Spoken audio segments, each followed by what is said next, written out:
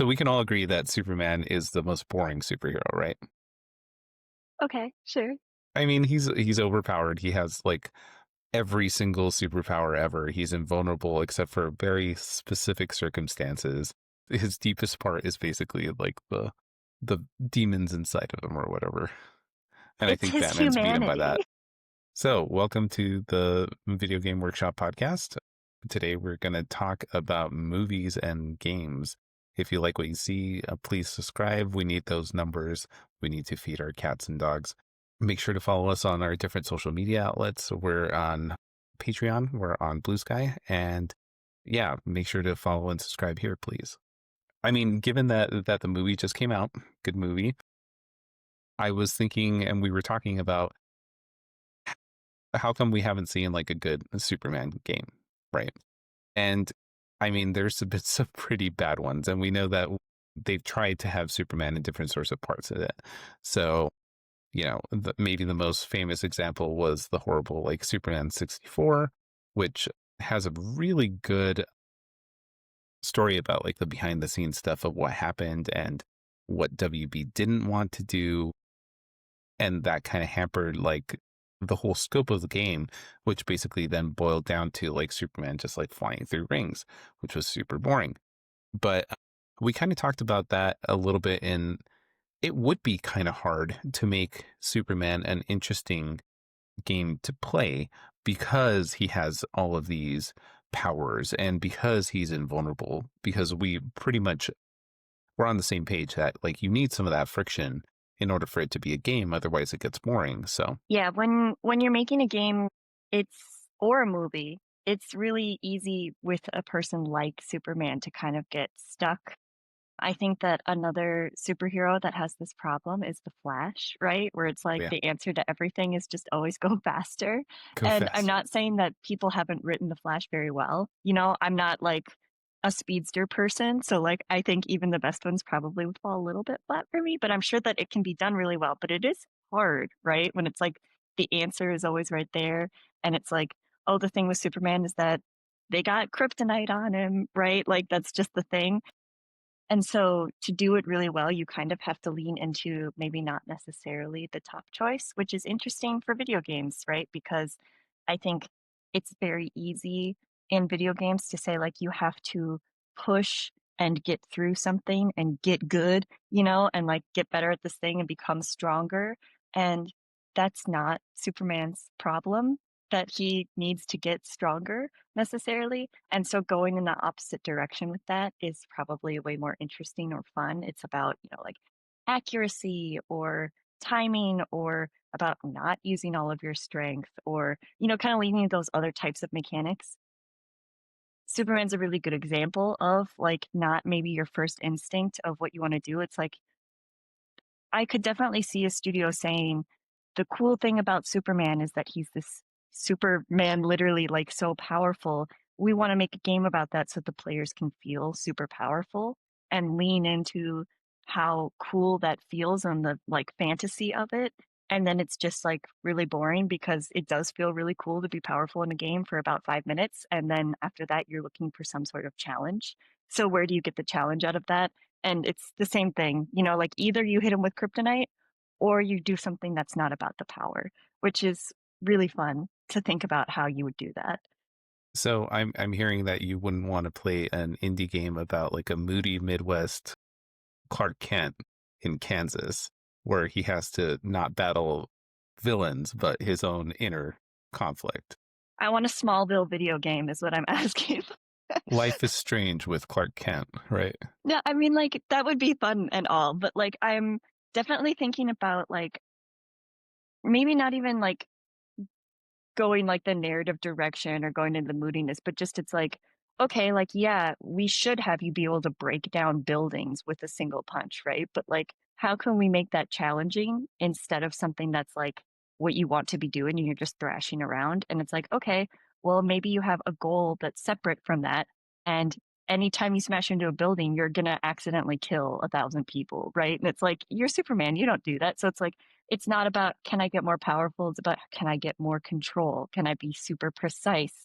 how can I slow this down? Which would be a really fun game, I think. I mean, like, it might be Yeah. frustrating, but that would kind of be some of the inner turmoil with Superman, right? Is like, how do you feel like a hero when you're constantly trying not to kill people by existing, right? Like, that'd be Right. great.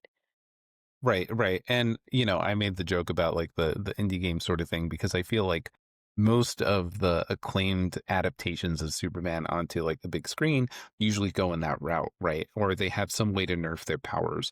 So like Smallville is a good example of one of those because at the start he doesn't have those powers. He's like gradually getting into it, and that's a really nice trick because then you don't have to worry about the fact that he is invulnerable from the jump. Maybe he gets that later. He can't fly at the start. Maybe he gets that later. That same sort of thing. It's got that same sort of like power scaling that you would see in a game like Metroid or something where like you get power ups as you go. And, you could argue that you could probably do like a small video game where you get that sort of stuff. But I was just kind of joking in that, like, that's usually the background of the more successful Superman adaptations because it focuses on him. What's interesting is his humanity, right? Like, and that conflict about it. And that's a little bit harder to make into a game unless you wanted to make something that tackles that and has that in the forefront. And I don't think that blends into the or lends itself to the power fantasy, like we said, of Superman. You want to be Superman. So yeah, and when we've talked about this in the past, I agree with you that it is really fun actually to be able to play a game where you're like really powerful and you can do all this stuff, but it gets boring super quick because you have all those powers, you can do all that stuff, you can destroy cities, and while that's interesting for a little bit, it gets boring super fast.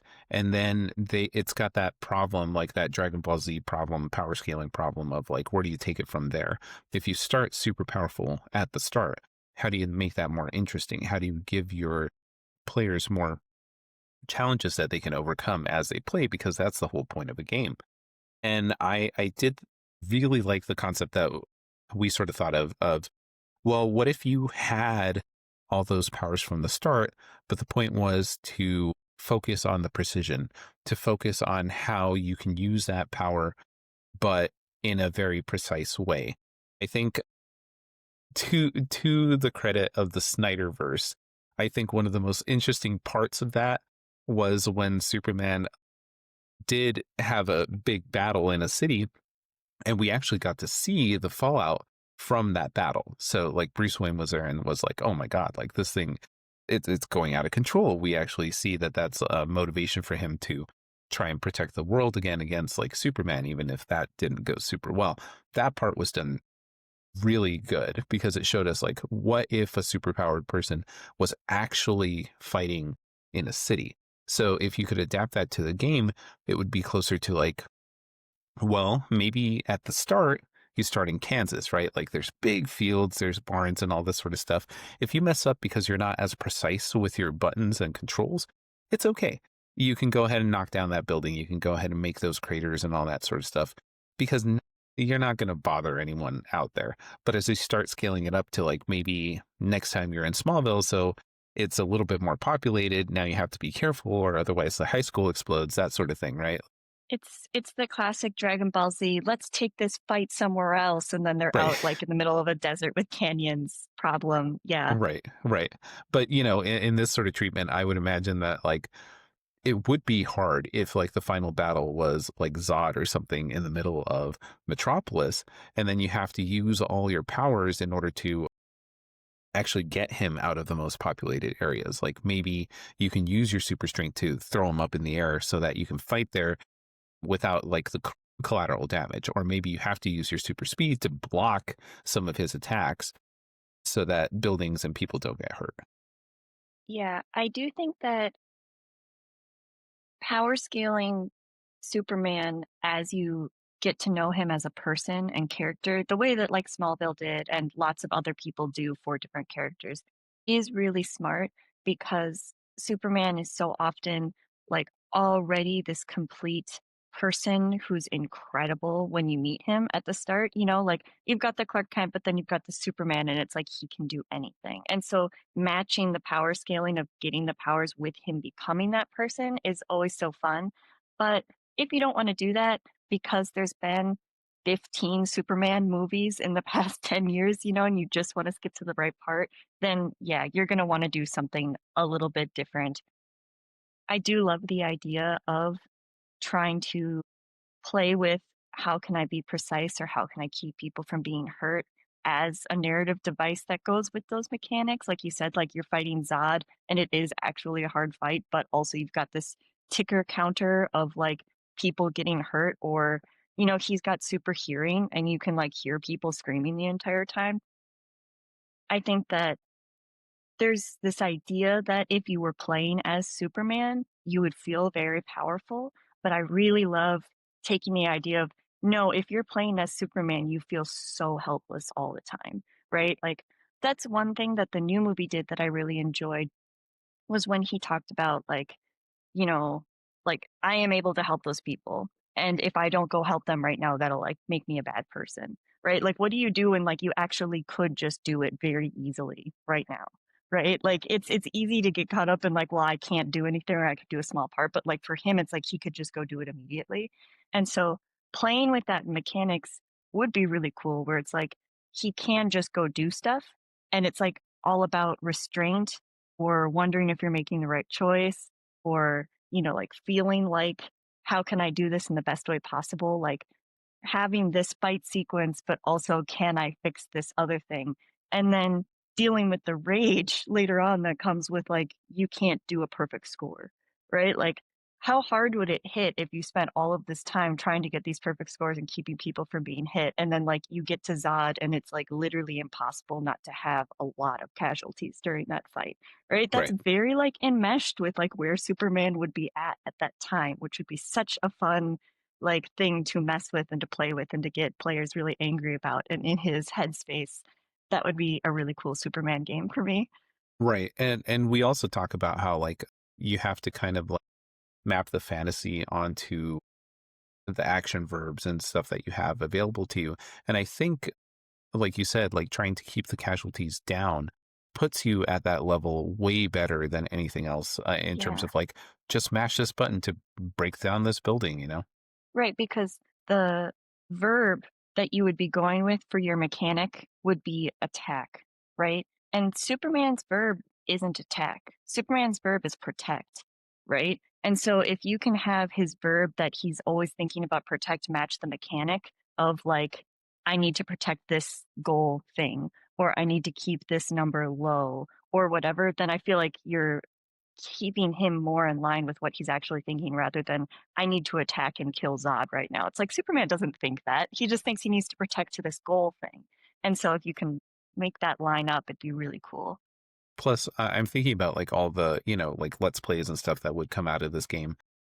It would be much more on brand for a let's play of like 100% complete, zero casualties Superman fight against Zod or whatever, because that would take real skill to be able to pull that off, where you're actually in there acting like Superman, preempting attacks, really controlling the flow of battle, and then saving Metropolis. Like that is the ultimate Superman power fantasy. It's not destroying people with massive amounts of damage and power. It's being able to save all of them using all those powers.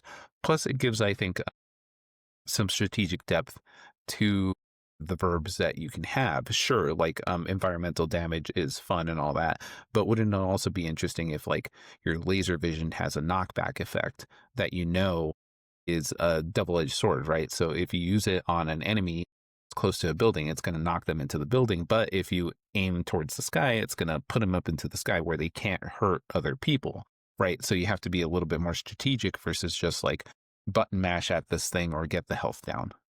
Yeah, it does make me wonder, when I'm thinking about a Superman game, like just raw, like how could you do this fun power fantasy thing? I'm almost thinking about an old Spider-Man game. I don't even remember which one it is, but you can play as Venom for a little bit, and it's like you have like a detection amount, and you're in the city, and it's basically just like smash and destroy and eat people as long as you possibly can before you Right. get taken down, right? And Yeah. it's like you're just running around the city eating people and smashing and throwing stuff, and the police are coming after you. And like by the time the helicopters come out, you know that you're gonna get got. And it was so fun because that's what Venom wants to do, Right. right? Right.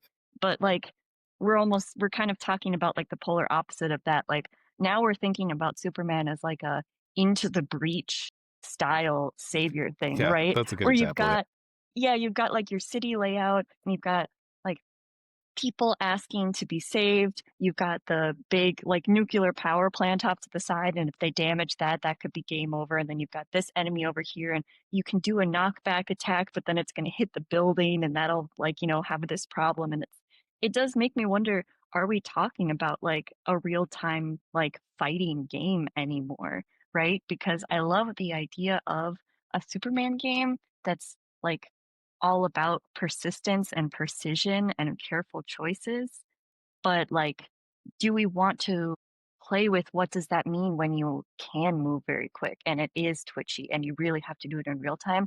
Or do we give a little bit and kind of, like, let you be Superman in, like, a turn-based, right? Because Yeah. my personal gameplay style, I would probably really enjoy a puzzly, like turn-based, I'm gonna go over here and then knock them up here and then do that. But I do think that like it does take away a little bit from what we were talking about, where it's like no, you can just be Superman moving crazy fast and throwing all these punches and doing all this stuff. And it's not that there's a mechanic that you need to do better, think through it. It's that like in real time you have to have the restraint, you the player, which I think is kind of cool. So I'd be okay with either one, actually. I think slightly different treatments. I think more people would probably like the real time one. I think I just like the Into the Breach style thinking through it. Well, I was thinking about that, and you know how you brought up like the speedster sort of stuff ahead of time. I just want to make a quick note that like anything can be real time if you slow it down enough, right? But my favorite example of that sort of approach is like super hot, right? Where things only move when you move. So I would imagine like you could definitely include like a bullet time mechanic into the Superman game where if you wanted to, you could use your super strength and that basically has the same effect of like toning it down to basically like a turn-based or a very deliberate choice of movement in terms of where to go and what you're going to do with it, which I think would work closer with like his super speed sort of stuff and could probably work pretty well with the Flash, especially if you get like a replay at the end of it, right? Where you see how cool your moment to moment decisions were as if it were in real time, right? Like a playback effect on that would be super cool and would totally encapsulate that like power fantasy. Yeah, that would be really cool for a speedster to kind of do that sort of like it ticks along as you move, or like every second of real time is like a minute, whatever in whatever. That'd be really fun. I think Superman doesn't have any super speed He abilities. does. He does. Does he? I He mean, like, has everything. That's why I'm saying, like, from I that point think of that view, he he's kind just of has boring. But I think he just has the power, right? Like, I think that it's not that he has super speed. I think it's just that nah, his muscles like can push off so much faster. he's so fast he can turn around time, according to some movies and comics. Depending it's probably kind of like a gray area depending on where you're at. But that was one of my pet peeves too, because like back in the day, they used to have like races with Superman versus the Flash, and I was like, that's kind of messed up that it's even a question of like who would be faster because that's all that Flash has. Like, don't take it away from him. Like, it should be obvious that he wins, but every single time it's like, we don't know. Also, Superman's just really nice. Maybe let him win, and it's like that sucks. Yeah, it's an interesting question when you get into that because it's like, how does the cognition of the speed work? Like, are you able to see and react to things at that speed? I don't know. I think the Flash certainly is, or everything that we've seen. There's that scene in the X-Men movie where everything is super slowed down and you can see him like making decisions, which is great. And it's like it helps you kind of understand how it looks for him from his cognition. I wonder if Superman has something like that. I don't think that he does, but maybe that's just like from the movies that I've seen or my understanding of him. Maybe he can turn it on and off or something like that too. Yeah, I'm not sure. But yeah, I think. when it comes to movie to video game adaptations, it is interesting because I love the Superman idea. This is what I would wanna do if I was given the opportunity to make a Superman game, but you don't get to do just exactly what you think would be coolest, you know? Like, we've worked with IPs before, you know, you get sent a Bible of all the stuff about the character that you can't change, the world that you can't change, what they wanna highlight, what they wanna, like, work within, what you can't talk about, and I'm sure that everyone who's made superhero stuff before us got a very similar document and had a lot of similar executive meetings about stuff like this, and you said there's an example of one that you've given, but I do wonder, you know, like I said, I don't think that anyone would be super interested in a turn-based, puzzly kind of Superman game.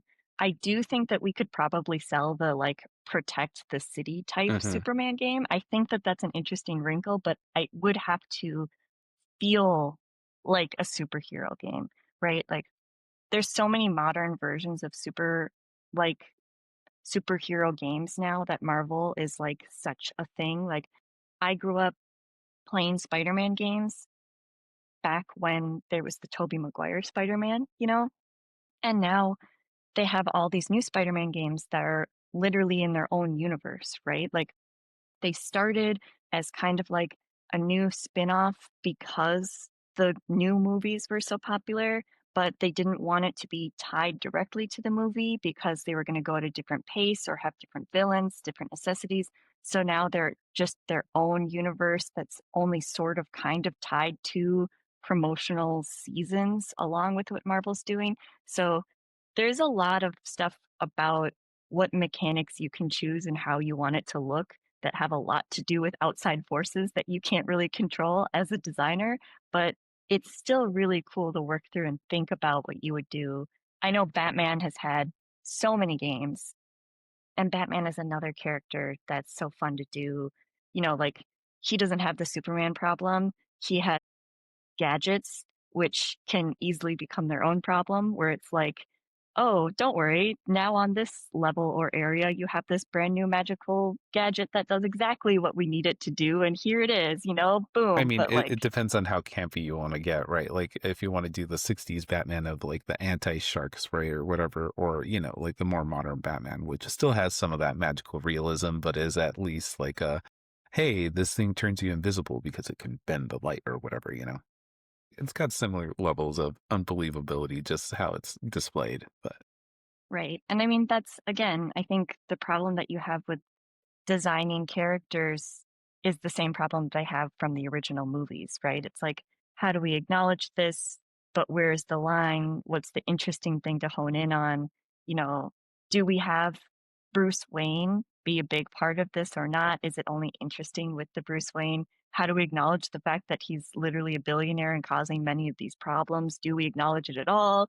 You know, like, I think that they have done a really fun job. I love Robert Pattinson, like, that was great, you know, but it's fun to look at the different movies in the same thing, like different types of Batmans, and they're so different from each other even with the same character, and how would you do that mechanically in a game? yeah, yeah. And like you said, just piggybacking off of something that you said earlier, it is interesting how crazy making something for an IP can be in terms of like the Bible, in terms of even like the promotional assets and everything like that. Like we worked with a TV property and we usually didn't get any of the assets from the official source. And I know that that's not uncommon because I talked with people who worked at Raven who worked on the original like Wolverine game that came out a while back. And they didn't get like any of the assets or anything like that, even if it was supposed to be tied to the movie. So it's pretty hard to be able to like generate these things from scratch. And that usually results in like maybe it doesn't have the exact presentation or art style or tone. And it gets more and more difficult with the amount of restrictions that you're given in terms of like how much you have to follow it. Like, do you have to follow the plot of the movie or do you have to exist in the world that they set up? Or is this something that is just kind of being tied to the movie in the sense that it's just Batman and you're more free to explore what parts of that you can actually bring to the screen or you can adapt. Yeah, I think that's a good point. There's a big difference between, like, adapting a movie and, like, doing a promotional game, you know? There there was this really big period, I think, in the late '90s, early 2000s, where, especially for children's media, every movie that came out, every TV show that came out had to have a promotional game that went along with it. So fun. Uh, so much, like, shovelware, and then Yeah. so many things that were secretly surprisingly really good. Like, there were just some devs in there that were going ham because they could, right? And it seems like to me, I wasn't part of the conversation, so I don't know, but it does seem like, PC games and PlayStation 2 games were a really big thing. We know personally that educational media had a lot of money during that time period, so there were a lot of people making things for kids, and so it just seemed easy, I think, at the time to be like, "There's a movie, we wanna promote it to kids, throw out a game for it," right? And a lot of them were just like, beat per beat, you're gonna play the movie. Like, I remember playing a game that was like A Bug's Life, the movie, and they would just have you do sections of the game, and then you'd hit a cutscene, and the cutscene would just be a scene from the movie directly ported into the game, and then you would just do the boss fight. And I remember it specifically, I was really young because there was this boss fight that my brother could not beat, and they didn't let you skip the cutscene, and so we had to watch that scene from the movie over and over and over again. But it was just, like, a way for them to kind of, like, chop up the movie and put those in as cutscenes and then have you play parts of it out, and I'm sure it was great for promotion to just have that there and to have it be something that kids, like, played with, but that's very different than a game that's, like, set in the same universe, or they wanna promote the title, but it doesn't have to follow the same. Like, we were talking about, like, Spider-Man games kind of promoting Spider-Man and keeping it in the public consciousness, but having nothing to do with the current iteration of Spider-Man that's out there, right? So, there's just so many of them. I'm thinking about, like, GoldenEye 007. Hmm. That was, like, a great Bond game that I played before I knew what Bond was, right? Like, and it had the music of the background that I'm sure was in the Bible, like, you have to have this type of Right. Bond Right. music, right? Like, it let you snipe, it let you have, like, little, like, tools, like Batman-esque tools, like the little watch, stuff like that, so it's like it's hitting all of the beats, but it's not having you necessarily play the exact story. I might be wrong on that, I'm not sure. I only ever played, like, the multiplayer. They might have Well, had a I story was gonna mode. say, yeah, yeah, yeah. They have a campaign mode, but like the multiplayer is basically what it's known for, right? Because it lets you live that power fantasy of like Bond at Being taking yeah, down a whole bunch of like iconic enemies and that sort of deal. Yeah. yeah, but there's so many of them, and I think that there's even several where, like, as we found out, and as you said, the game was made during the production of the movie, and so there's big inconsistencies, right? Like, there's a whole section of the game that, like, was cut from the movie, or, like, there's a cut scene in the game that's a scene from the movie that doesn't exist anymore, or this character's voice is super different because they were just being made at the same time and thrown out there for promotion, and that's so fun and funny that they were still doing that. Nowadays, I think everything that's creative or tied to an IP is much more conservative than it used to be. You have to get 1,000 write-offs on everything. You can't just suddenly have a character be doing something separate, but the freedom that went along with that, I think, is really fun, and I would love to work on more of those things. Yeah. I think that that's actually a cooler way to approach it too. I think a good example of that too is like the when Jurassic Park was making all of its games because they basically hired a bunch of different studios and at that time too porting was kind of difficult. It wasn't necessarily that you would have the same exact game on every single system. So what you got on like Sega versus what you got on Nintendo would be completely different and that's what happened with Jurassic Park, where like the game on the Super Nintendo was very, very different from the other versions of it. So that was a different wrinkle of like, you could have a good Jurassic Park game, but then you have to be more specific about like, well, which one though, right? Like you have to play Jurassic Park on the Super Nintendo because the one on Sega is not as good or something like that. I think that Yeah. affected Aladdin too in terms of like its port for the Super Nintendo versus Sega.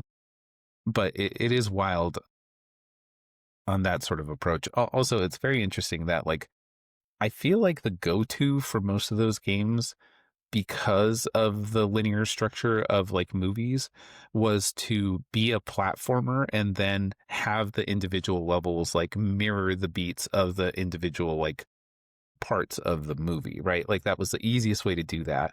And so you didn't really get a lot of like sim games or anything like that that was tied to the IP. It was basically like this is a platformer that goes along with that. Like, you know, maybe Yeah. Jurassic Park had like a Doom style sort of approach to it, or there would be slight variations. Like, I think the Dune adaptation was also like, you know, a more SimCity esque sort of part of it.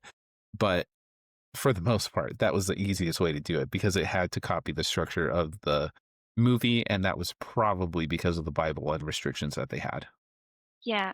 I also think that if you're working on an IP, getting to create unique mechanics based off of what you're working on and like pitch that is like really rare and an incredible thing if you get to do it. Not even just because of like, oh, executives don't want it or like whatever, but just because of time. Like we said, a lot of times you don't have the time for that, the development time.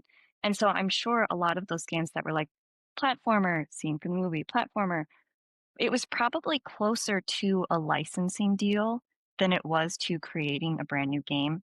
You know, they probably had an engine already built from something else that had some sort of platforming or fighting element in it, and they did sort of like a reskin and maybe added a couple other mechanics to it, right? Or like, I watched my friend, stream it was like a Planet Zoo type game or like, you know, like you make an amusement park or whatever and like you try to make money through it, but it was like a Jurassic Park, like there were dinosaurs instead of like regular zoo animals and like they could get loose and start like eating patrons, right? Like and it's like that's a great example of like, hey, this game already exists and your IP would be really fun with it. So we're going to do a licensing deal rather than spending 6 years developing all of these unique mechanics that fit the world of Jurassic Park. Let's see if we can like take something that exists and license it and work it out that way. I think that's a great idea because you're not playing beat for beat Jurassic Park and seeing what happens, but you're playing as someone who's running the park and like trying to make money and do all of that. And it's like your goal isn't the same as the goals the characters in the movie, but you're still getting people excited about the idea of Jurassic Park or the inevitability that someone's going to get out or you know what it gives you like a good product after the fact that's not exactly the same. It's a good licensing deal. It's better than playing a platformer through the jungle as you try to escape and dodge dinosaurs, right? Like in my opinion, I mean both of those sound like they would be fun, but I do think that there's a lot of those games where they were like, here's the movie, reskin your platformer, we're gonna send you like files for the cutscenes. You know, like it Yeah. worked. It was great, especially if it's like aimed at kids who are gonna enjoy it either way, like because they just like the IP. But making an entirely brand new game, like we were talking about the Superman game that we wanted to make, that would take so long. And it's like, even if you started on the day one when they gave you Superman script and they hadn't filmed anything yet, there's no way that it would be ready in time for like a co-release with the movie. I think that that's just like one of the things that gets in the way of doing cool things like that. Yeah. Yeah. I mean, I think there's some interesting parts that you brought up on there too. Like you're right. Like there was probably people who were bidding for these contracts that already had like a an engine ready to go. That also reminds me of like, you know, some of these deals are can be a little bit of both. They can rely on like a pre-existing engine and also exist in the world of the IP. I think one of my favorites is Chex Quest, which was a really unhinged shooter that came out with Chex cereal back in the 90s. and they licensed the Doom engine. And I would love to hear the conversations that came out of that, where it was like, "Oh yeah, we need to promote something about like the world of checks. Like, what are we gonna do? Here's some money for your advertisement budget. Like, go nuts!" And they're like, "Yeah, we're gonna make Doom." But like you don't shoot them. You like make them soggy, but like there's gonna be guns, a lot of them. There's just guns. Gosh. It's like checks. That reminds me, I have talked to you about this before, but I forgot about Yeah, it for a while. Like, one of the games that I loved growing up was a Captain Crunch cereal game. Like, I don't know if the CD came in the box or if I think maybe it was just an online game. You had to like raise these crunchlings, I think they Crunchlings. called Yeah, them. yep, Yeah, they're like these little goblins that were like supposed to be the crunches in the Captain Crunch cereal, and they skateboarded, yeah. and you could like help them get better at skateboarding because in the 90s and early 2000s, It skateboarding was was like all the about skateboarding. Yeah. right, like, and you were just Captain Crunch, and you were just raising these crunchlings and teaching them to skateboard. And it's like, where did that come like, you can almost hear the conversation, right? Where it's like, "We're a cereal brand, we're aimed at kids. PC games and online games are the big thing for them right now. We want a Captain Crunch game, and we need to get in on this X Games thing, make them skateboard." And it's like, that game was so fun. Like, I don't know if it holds up, but I loved it when I was a kid. Me and my brother played it, and it's like, it doesn't make any sense that that was made. Like, nowadays, that would never be made, but it's so fun. I wish they did that more. See, that's what I'm saying. Like, I would be so curious to hear like what was the Bible that they sent over to them, where it's like in the world of Captain Crunch, like this thing can happen or this thing can't happen. Like I think with checks, it's similar because it's like you die when you get soggy. I wonder if that was like a bullet point that was in the contract where it was It's a like checks non-negotiable. cannot be soggy. Absolutely not. So they're like, okay, the game's over when you get soggy. And then they were like, ship it. Right. That's what we want our audience to know. Right, right. Something else that I think is interesting about what you said about the like the Dino Park Tycoon-ish sort of approach to like a Jurassic Park game is the change in perspective, I think is interesting, like you said, because you're not playing as like one of the patrons like in the movie where they were patrons and then things went horribly wrong. You're playing as like the person building the park. And a while back, I also had a kind of funny idea about something like this where like the cool thing about like a Dino Park, Jurassic Park simulator would be the chaos at the end when everything like explodes and everything gets out. Like, arguably, like making a good theme park is also a good part of it, but also seeing everything go to hell is also really entertaining, especially like as anybody who has played like Roller Coaster Tycoon or The Sims can attest to, right? Like you kind of want to see the things go bad too. Like there is something cool about making things work in the way that they're supposed to and getting it right. But there's a reason why like SimCity has that like natural disaster button where you can see everything just fall apart. And so my treatment on it was like, what if you had one of these like Dino Park Simulator Tycoon sort of things, except the goal of the game is to have it be as cheap as possible. And everything has like a percentage chance of like going wrong. So it's like even the power source or something like that, right? It's like, yeah, the cheapest one here, it has like a 60% chance of like sparking every so often. And then you're like, yeah, whatever. Go ahead and hook that up to the fences. I'm sure it's not going to go poorly when our like when our park is completely overloaded with patrons. That's fine. And then, like you keep stacking all these things that have like little fuses. And then at some point, something's going to go wrong. And then you'll just see the domino effect of everything blowing up. That's what kept happening to my friend who was streaming. It's like the raptors were so good at disabling that cage, and the like constantly repairing it was so expensive. You basically had to have a guy on it at all times, and we couldn't afford it. And it's Yeah. very fun to do a switch of perspective, right? Like, instead of following the movie exactly or playing as the same type of character, it's like when you watch Jurassic Park, you are one of those people trying to escape, right? Like, it's like you're watching them all from that perspective. So if you played a game where you were trying to escape, it would be very fun and it would feel very similar to the movie. But if you're watching it from up above, you're trying something, it's like you get the same vibe of Jurassic Park, but from a very different perspective. Another game or IP that we've talked a lot about is Godzilla. Yeah. So we love Godzilla movies. And I think we've discussed before, like, if you were making a Godzilla game, what perspective would you want it to be from? I think that you could totally do it from Godzilla's perspective. I have a very like sad boy pitch of, like Godzilla as he's evolving is getting more senses. Like you start out blind, you can barely hear, then you get blurry vision. All these people are attacking you, like you're scared and you're lashing out. And it's like, from Godzilla's perspective, he's just trying to like feed himself and like get out of the water and he can barely see. And then he gets to be this big monster and he's like, now I'm big. I'm going to like take out these guys who have been bothering me since I was a baby. Like, I Yeah. think that'd be Yeah. fun.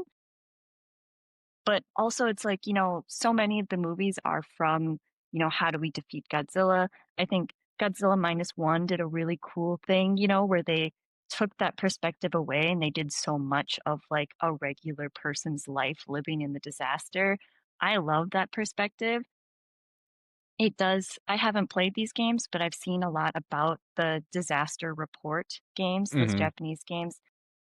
I think those started in like the 2000s, and I think that they're even more new ones. I know that there was definitely one for PS, a disaster report game, but like that sort of game, but like while Godzilla's around, it's like you're like trying to get through like your day and like the city is crumbling around you, and it's like, well, Godzilla is over in that ward, and I am trying to get over into this ward and also do these other things, and it's like going good and you're getting there and then all of a sudden there's just like a laser beam goes over your head, right? Like a perspective shift could be so fun in all of those, and then it's like you don't have to play the movie. You can do something that's like you have a little bit more creative freedom, and I think the comparison is usually not good on the game side, right? Like if you have the Hmm. movie that's directly compared to the game that comes out afterwards, the comparison is not usually good.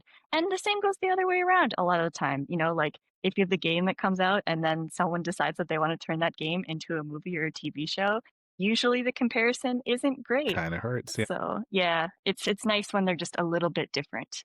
I guess it depends on which type of movie you're trying to adapt, right? Because there's definitely some Godzilla movies that are like, we're here to watch monsters just like tear things up. And that's all we're doing here. And I think they've kind of explored that already, right? Like with some of the Godzilla like fighting games where it's just like, I remember having one for GameCube where that's what it is. Like it's a Tekken style brawler and you choose which monsters you want to go. You fight each other, you do damage to the city, and then there's a winner. And that definitely maps into like some of the Godzilla versus movies and all that sort of stuff. Right, there's definitely a lot of Godzilla movies where it's like Godzilla and King Ghidorah are gonna, like, get into a wrestling match and Right. literally, like, do And professional that's what we're wrestling. here for. Yeah. Or, like, yeah, and, like, Mothra's gonna show up in the middle and it's gonna like, you can literally hear the announcer like, "Oh," like, in the Mothra background as they're from the top. yeah, exactly, and it's like, that's what it's there Rodan with the for. chair. Right, exactly, and that's so fun, and so making a game of that, it's like, yeah, of course you just wanna make, like, a professional wrestling game where you choose your character and, like, fight, like, that's so fun.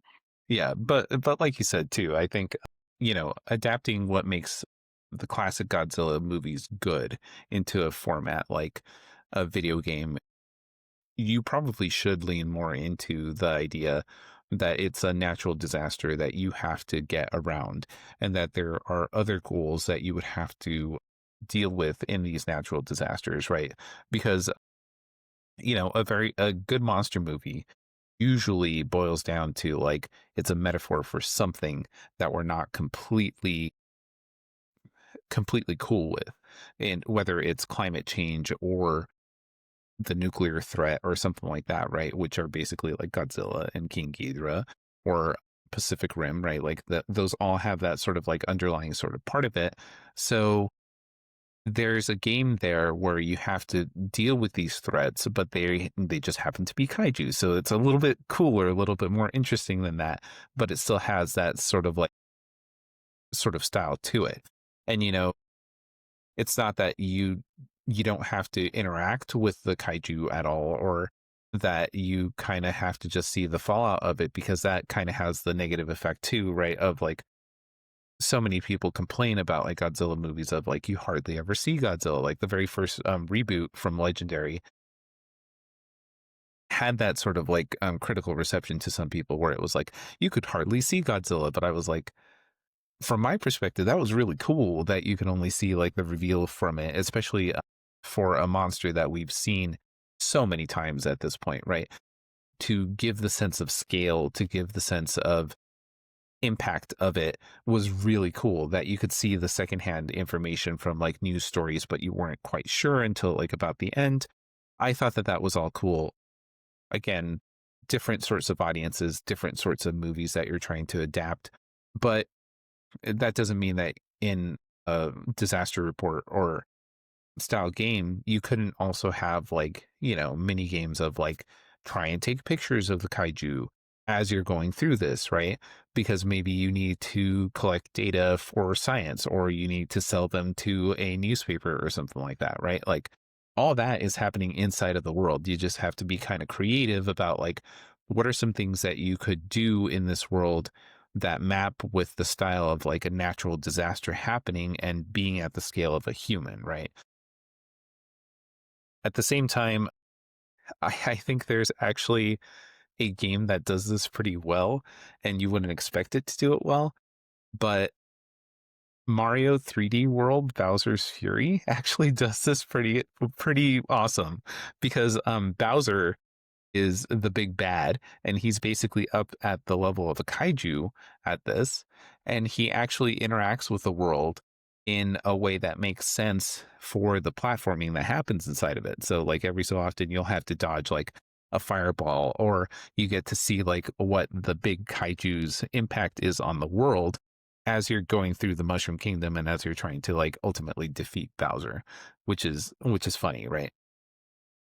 I also liked what you were saying earlier about like that sense of catharsis at the end, because Godzilla has that same sort of problem of Superman that we've been talking about, where they are almost indestructible. They have so much power.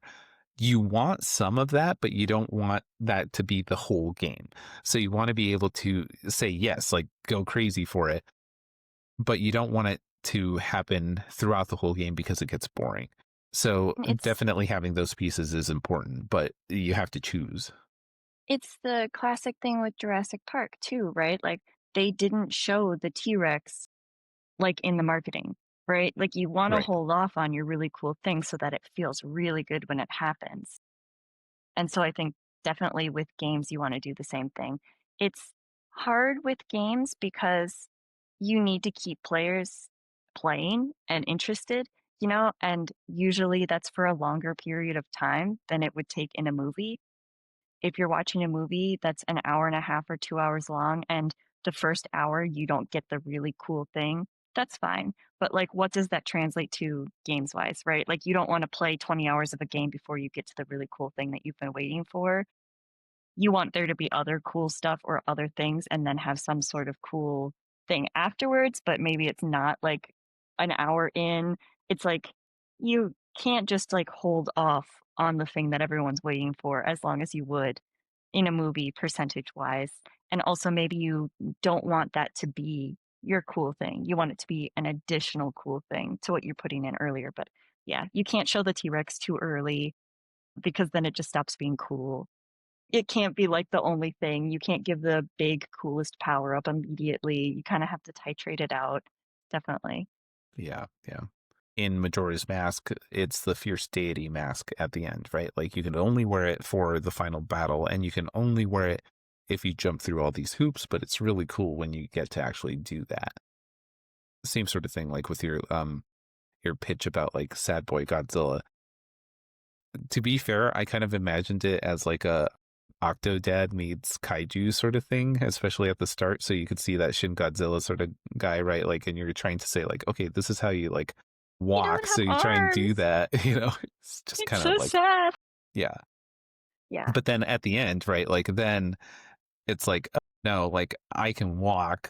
Like, I've got all this stuff down, and now it's time for me to like go against the humans and then just completely wipe them out. So, yeah. yeah, You're switching between playing as Godzilla and trying to figure out how to walk and being partially blind to going over to bureaucracy simulator where you're trying to get through all of your paperwork so that you can bring the silica gel over to stop Godzilla.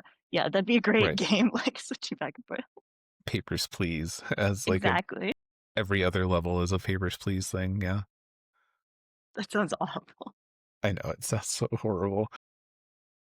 I also wanted to say that, like, it is interesting that I don't know if we talked about it directly, but like I think we were nice in saying that like these games are kind of like tie-ins for movies, but if you really wanted to be like negative about it, you could say that they're like advertisements for it, right?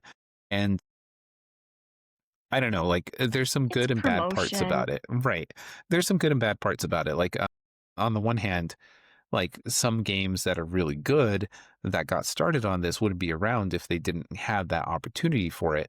On the other hand, it is kind of messed up that we they are only around because we saw them as like a promotional opportunity for something that we knew makes money, right? Like now it's starting to switch where like video games make a lot of money, sometimes even more money than like the movie industry. But back then it wasn't necessarily the truth. It wasn't necessarily that way.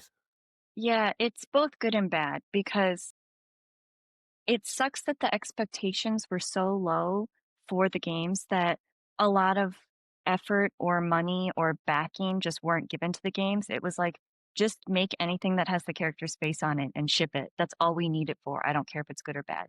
That sucks. But on the other hand, the fact that they weren't expected to make a lot of money, they weren't even expected to make their budget back, right? Like it was considered a commercial gave them, enough freedom where like they could just say, this is the budget for the game and go make it. And it's not like it is now where it's like, hey, if you don't make your budget back and 50 times that in opening day, like it's not a success. And also half of you are getting laid off the day after it ships or Right. earlier. Regardless of how And it does, right? yeah, like it did incredible. Everyone gets bonuses in the C-suite, and all of the devs are like going to be laid off immediately. Like it's weird because games have more prestige, and that means less freedom, less, like creativity. They have like way higher standards. Like you would just never get a promotional game solely anymore. No one would want to spend money to make a game unless that game was going to make a lot of its own money. You would never just make it for the sake of promoting something else anymore. Like I said, there's tie-ins. Like you want Batman games coming out when there's Batman stuff, and you want Spider-Man games coming out when there's Spider-Man stuff, but they don't directly tie into each other anymore because they both have to stand on their own and make their own budget, which, it's good and bad. Like they get like their flowers, but like they also have all these behind the scenes problems. So Well, and like you said, like that is probably a negative of like having them both come up to par and being treated, I guess, with some respect in terms of like right. commercial investment and expectations from it, right? Because I think like the classic example of something like this is like way back in the Atari days of ET, right? And the game that we were told was so bad it took down the video game industry. But honestly, like it already showed a lot of cracks because people were getting sick of the shovelware sort of approach to things. Like everything was being released in a short amount of time and sometimes with a connection to an IP, but you would buy it and then be disappointed. And ET was just kind of like the tip of that iceberg. It was the breaking point. And to be completely fair, like the story behind it is something along the lines of like, it was just one developer.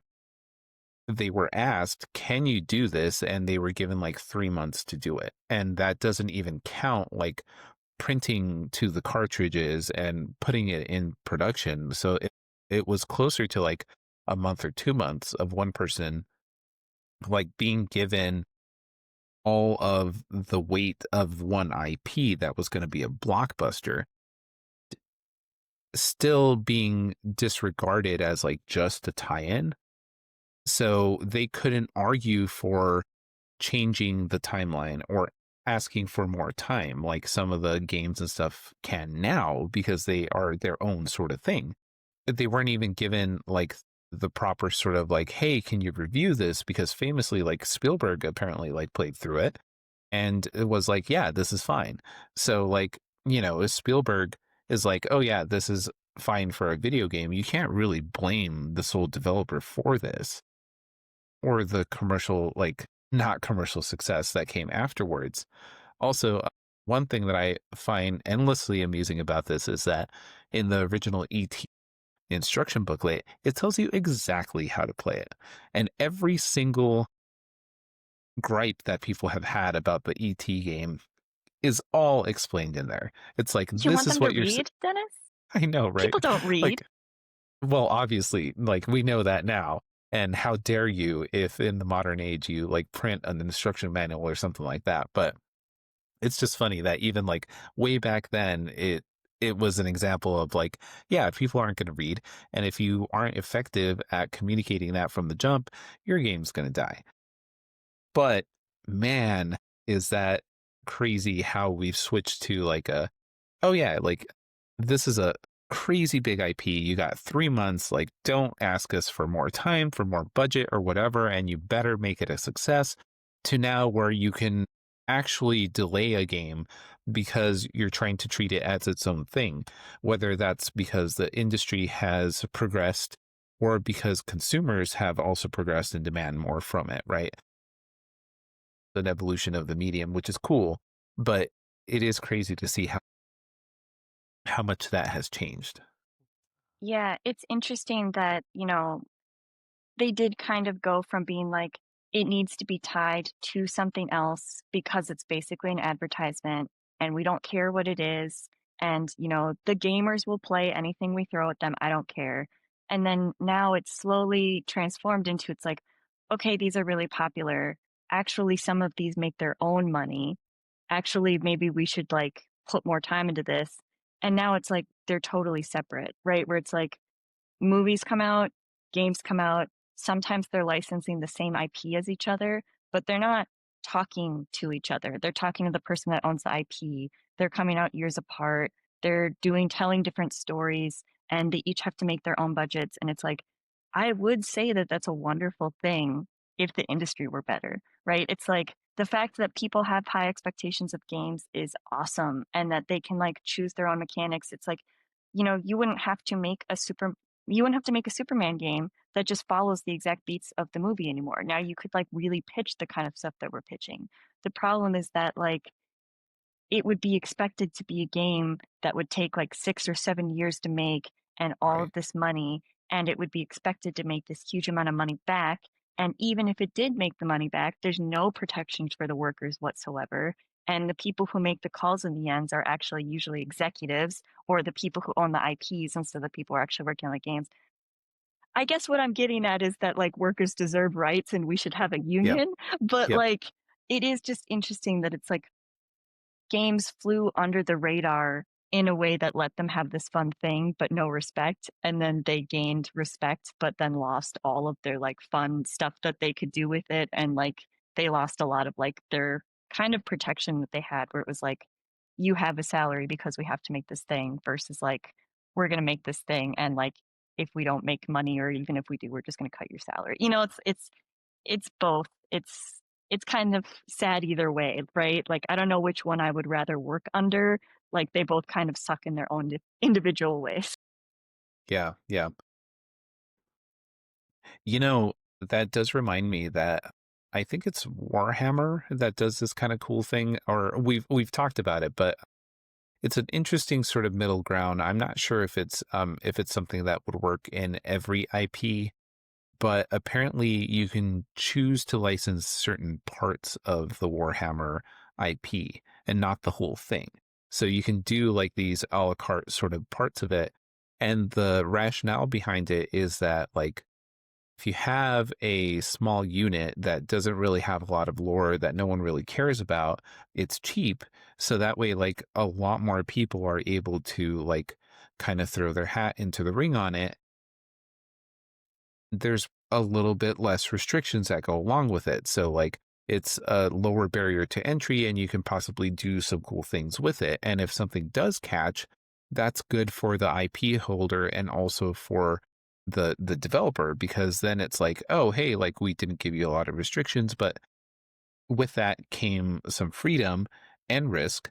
But the fact that it's like a lower level unit means that the risk is mitigated, because that doesn't mean that, like, if it's a bad game or something like that, we lose the appeal of that unit or that part of our AP. And then on the other hand, if there's like a breakthrough hit, then maybe part of what you did is canon and gets into the fandom, and it just builds itself up, because then it's like, that's good for the IP and that's good for you too. On the other hand, like, maybe some of the characters and some of the IP that are more integral to the current success are marked higher, right? Are more expensive. There are more safeguards to it because they don't want you to mess with it that much. Or if you do license it, then there's that risk. Then the risk associated with it is mitigated because of the cost, right? Yeah. And probably some restrictions on it too. But it is funny to think about how that would work, like, in other IPs. Like, like, what if Sonic had a piecemeal IP sort of thing on this, where it's like, okay, so Sonic, licensing Sonic is going to be really, really expensive. Tails, not so much. Knuckles, yeah, that's going to be expensive. Yeah, that's funny. Yeah, it's interesting. We've pretty much only really covered like and talked about when an IP comes to a developer making a game, right? Or when a developer and IP kind of like get together and like one of like the contracts, when the IP like contracts the developer. We haven't talked too much about when a developer contracts with an IP, the other way around, because the examples we were talking about were much earlier when like games didn't really do that as much, but it's definitely a thing that happens, especially more often now. Game companies will reach out to the IP and say that they want to do this or make this thing. They'll have something. And a lot of games, they have like a really, really cool game, but they don't have a marketing hook, and if they can just reskin it, it would be really great. I mean, like Magic, right? It's like Magic is a great game and works entirely on its own, but if they can license an IP and make cards that do mechanically work with that IP very well, I'm not saying that they just slap the picture on, like they do really cool things to like make that work, but their mechanics already exist, right? And then they're taking the IP and incorporating it into it. And it's like, that's great for the IP because they get like these people who are into magic to go over there. And then it's great for Magic because they get this new thing that they can sell. Like the Final Fantasy Magic cards were so fun and like they sold like crazy. I think the overlap of people who like Magic and like Final Fantasy is like very crazy. But yeah, it's interesting that it goes the other way now, and it's just another example of how the games industry is so much bigger now than it used to be, and so much more corporate, I think, probably than it used to be, like, very oversaturated, like, having a really good mechanic, it doesn't matter if nobody knows what it is, and Hmm. maybe you don't think that your game needs an IP to stand and it would be really cool, but like you're not going to get anyone to play it unless they know about it, and they're not going to know about it unless there's some sort of marketing thing that puts it on their page, like that shows that they would enjoy it. So it can be used just for that alone. And I think that it's not a bad thing that that happens, but it is interesting. We were mostly talking about the other direction, but definitely you can just reach out to an IP and try to buy them or like license them for different things. I think it can be really cool. Yeah, like you said, I think it's interesting that we're starting to see some of that, where, like, the games come first and then they sort of reach out to different sorts of mediums. I do think, like you said, you have to be really aggressive about it, or you have to find some way to get attention to it. And I wanted to throw up, like, Angry Birds as an example of, like, someone who really went all in on trying to create like this media empire, right? Like they ended up getting movies, so they got that far. I think they were trying to get like a TV show. I don't think they quite got it, but wow, is that impressive for like an iOS game, right? But at the same time, it's one of those things where it's like when the game originally came out, it was the must have app for it because there wasn't that much in that space. Or, I don't want to be like mean about it because it's a fun game, but it's also not as saturated as it is today. And even if you had a really cool mechanic, it doesn't necessarily mean that you're going to be seen. Back then, there was a lot less competition, there was a lot less games. Now there's a ton of games. And so you have to do something else to get your eyes on it. But if you are lucky enough to be able to see that, then it's kind of the question of like how aggressive do you want to be to pursue it and whether that is funny to pursue it or not, right? Like I think it's very I commend them for going all in on the Angry Birds expanded universe. But yeah, I'm not sure that that would work with every single IP. Like they got pretty far, which is really cool, but I couldn't see that happening for every single game, obviously, right? Yeah, for sure. And it can definitely backfire on you. Like I've told you many times that like I grew up playing all the Her Interactive Nancy Drew games, right? And those are great games. And the fact that the main character is Nancy Drew really was great for them because like you're buying the game for like young girls and tween girls was their main audience and they don't know what Nancy Drew is. This is before the CW TV show, like but like it was a very easy shorthand for our audience is young and tween girls. Like, you know it because of the name Nancy Drew and you know that it's going to be kind of mystery and you know that you're going to solve puzzles and clues and stuff just from the name alone. So it's great. But like it can backfire because like I mean you need to read about the history of that studio and what went on with them, with like their layoffs and all the stuff, but they had to license that IP for every individual game, right? And like when their contract's up and they have to renegotiate and it can be expensive and the better they do, the more that that license becomes like an integral part of their entire brand. Like they can't just make the next game and call her Stacy instead of Nancy, right? Like it doesn't work that way. So it can be good or bad, but yeah, licensing can be really fun.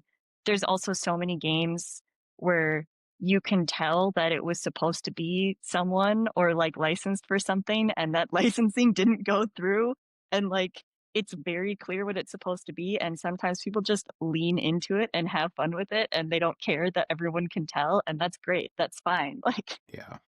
I don't know, would you ever like choose to license a game if you like weren't approached by the IP but like you had a game and you wanted to license it with a certain character or a certain brand? And I wanted yeah, maybe. I mean, like we talked about on another podcast too, Nintendo has famously had a lot of success with this, right? With, you know, Mario Kart originally just being like a go-kart simulator and then them being like, well, there's not enough juice here to really like get it into the forefront of a gamer's like perspective or a gamer's point of view or bring attention to it, right? Like there's not enough here to bring attention to it. So what are we going to do? We're going to piggyback off of known quantities and we're going to go ahead and push that out, right? Smash Brothers is another good example of that, right? And I think UB, right, in its universes was trying to do that. I think that's another good example actually. So like universes, it's crazy that they had originally made that with like a very small shop. They were trying to riff on this formula that we're talking about of like having a competent fighting game, but then dressing it up with IPs. But the IPs were so powerful that it went from like this really niche, kind of funny game into something that was under the scope of WB, which I think led to its downfall because then it was like, okay, we're going to throw more money at it, we're going to throw more people at it. And that's not always the way to success.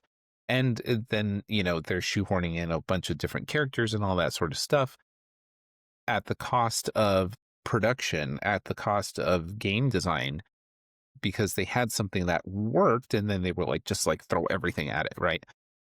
where it could have been a little bit more thematic. They could have taken a little bit more time with it, maybe created like a universes two if you wanted to. So that way it's not like a live service game or a constantly updating game. That way you can preserve the idea that like the first universes was great. It had a roster of like 9 characters. It was really fun for what it was, whether it was for like the memes or for the gameplay. Either way, great. Universes 2, then you can talk about something different, that sort of deal. But I think the push for like, let's capitalize on the success and then let's all the baggage that comes with IP on it led to situations where they definitely could have done more with it or could have spent more time with it or could not have burnt out their studio with it. And it could have led to more interesting interactions. Like, you know, this was a joke at the time, but I think it would have been really funny if you couldn't play Garfield on Mondays. Like that was just a thing. Like it checked your system clock and it's like, oh, it's a Monday. You can't play Garfield. I'm sorry. Like, have more of those in it. Yeah, definitely. I think it's one of those situations where the grass is always greener, right? It's like you think, "Oh yeah, I would totally do an IP, but like I would want to know about the IP at the very start of pre-production because I want the mechanics to fit it really well." But then if you have them at pre-production, then you've got all of these extra stakeholders in the room that are trying to do the game design with you. So you're like, "Okay, well maybe I want to make a really, really cool game first, and then like license with somebody that I think would fit it, and it's basically a reskin and that's it." And it's like, yeah, and that's great, except for then the fact that like your game maybe doesn't fit it as well as it should have. And also now the licensing is part of your brand. So if you wanted to make another version of that game without the license, it probably wouldn't do as well. And you're like, okay, I'm not going to do any licensing. But then you've got a game that's absolutely fantastic that nobody knows about that you can't get any marketing on. It's like there's no winning, and, like, no matter which one you pick, it's a battle, and it kinda depends. I think there's definitely phases, like we've talked about in history, where it's easier or better to choose certain things. Nowadays, I think it's probably not even as much of an option to go out and license because companies just want to decide what they're gonna do and then hire a house to do it. I think Hmm. there's not as many houses that are, like, making games and reaching out to companies. Maybe there are, and I'm just not part of it, but it seems like that would be a harder sell because corporations have so much power and money right now, all consolidated, that it's really hard for individual houses. They would just buy you out. Like if they wanted your thing, they would just buy it from you. But yeah, it's kind of a weird thing right now to try to think about what movies would make fun games or what games would be good in movies or licensing because it does seem very disconnected and entirely up to the owning company right now what goes on. There's not as much individual little like, why is Superman doing this thing in this game? Well, it's canon over there. It's just not canon over there. People are a lot more conservative about that now than they used to be. Everyone used to just be going wild. Yeah. Yeah. You know, well, I guess it goes to show you that like we still think that the key to success is still mapping like the mechanics and making a good game, but obviously we're approaching it from the point of view of like let's make a game, let's what's cool about that sort of thing, and the IP gives you options of what you can do with it, what you can pursue with it, whether it's the story, whether it's the world, whether it's the mechanics. um, and I think we're both on the same page that that should be like the guiding principle for it, and not necessarily like trying to chase what the movie does or trying to be 100% faithful to every single part of the IP. It's more of a how can you have this cool experience or this interesting system that that pays homage to this world or is faithful to this world. Yeah, the restrictions of an IP or an IP Bible or having to stick close to a movie can be really fun to work within. Like having restrictions can actually like make a better design conversation than just being like make anything open in the world. But yeah, definitely I think trying to make something that fits the feel or like gives you a different perspective is my preferred rather than just doing straight along with the movie, which is good because that's kind of where we're at right now. They don't do that as much anymore. Yeah, that's true. If you liked listening to us talk about movies and game design and things like that, please follow along here on our YouTube channel, or we're also on Blue Sky, Patreon, and Substack if you want to read articles about game design. We're making a couple of our own games. So please follow along. Everything is under Video Game Workshop. And yeah, we'll see you later. And a big thank you to our patrons. Thanks. Thank you.